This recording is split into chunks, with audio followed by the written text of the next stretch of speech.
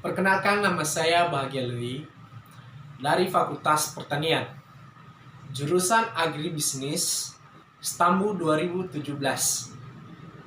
Mata kuliah Etika dan Kepemimpinan.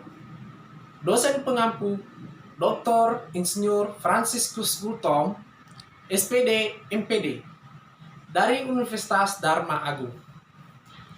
Saya akan membahas tentang dampak COVID-19 terhadap sektor bisnis, etika, dan kepemimpinan.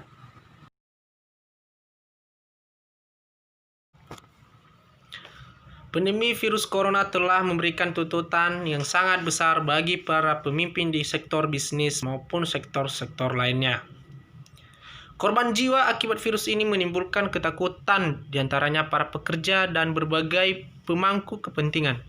Wabah yang berskala besar dan ketidakpastian yang dihadapi dapat menyulitkan para pemimpin untuk mengatasinya.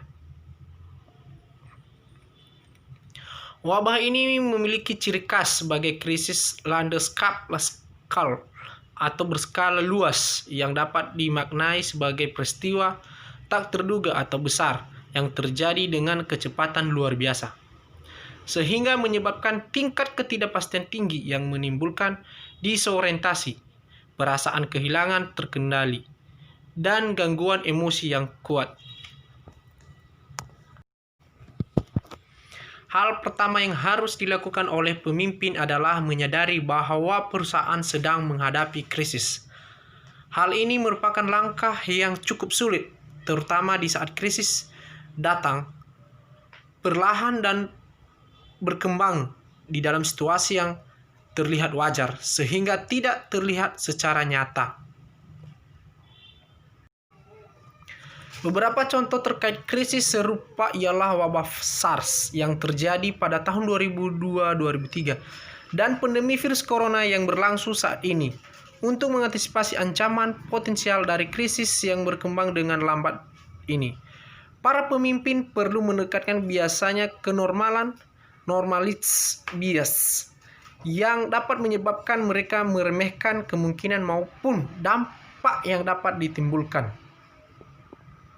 Ketika para pemimpin menyadari terjadinya krisis, mereka dapat memulai memikirkan bagaimana merespon terhadap peristiwa tersebut. Namun demikian, mereka tidak dapat merespon seperti dalam keadaan darurat biasanya, di mana tindakan biasanya dilakukan mengikuti rencana yang telah disusun sebelumnya. Dalam krisis di mana terdapat banyak ketidakbiasaan dan ketidakpastian, perlu dilakukan penyesuaian besar untuk memberikan respon secara efektif.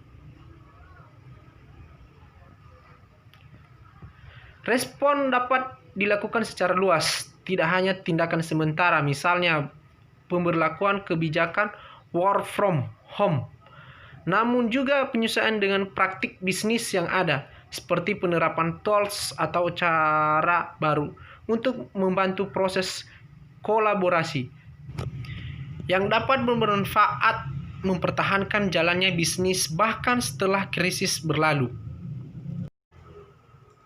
Hal yang dibutuhkan oleh para pemimpin saat terjadi krisis bukanlah penanganan yang telah terancang sebelumnya, melainkan perilaku dan pola pikir yang dapat mencegah reaksi yang berlebihan terhadap krisis dan bagaimana menghadapi tantangan ke depan. Dalam artikel ini, kami menggali 5 perilaku dan pola pikir yang dapat membantu para pemimpin untuk mengambil tindakan terbaik dalam mengatasi pandemi virus corona dan krisis lainnya di masa depan. Demikianlah pembahasan tentang dampak COVID-19 terhadap etika dan kepemimpinan. Terima kasih.